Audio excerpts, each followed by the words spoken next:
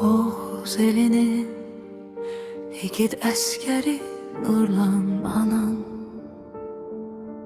Çiçek seni her zaman düşünür ve sabredir. Ali təhsili bala hürmetin Oğuz rayonunda uca olup qallar kimi. Seni seven bacıların Sevda Çimnaz kardeş deyip her zaman. Atan Rəhim oğul deyib yol gözləyib, elmi səni arxa bilib, kömək bilib. Anam çiçək başının üstündə, xar bülbül forması da əynində, əskər libası. Nurlan səninlə həm fəxr edib, həm də əsrətin o gözəlliyi soldurub.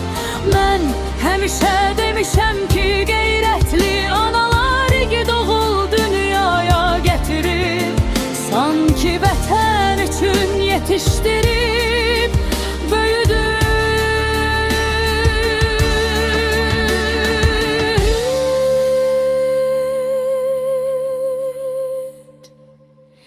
Ey qəhrəman igid oğul, adın her zaman ucalarda olacak, adın kimi.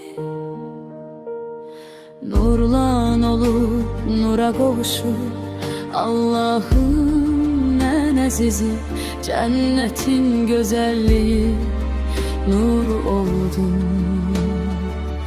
Azerbaycan'ın igid oğlu, ömrümüz boyunca seni unutmadı ve unutmadı.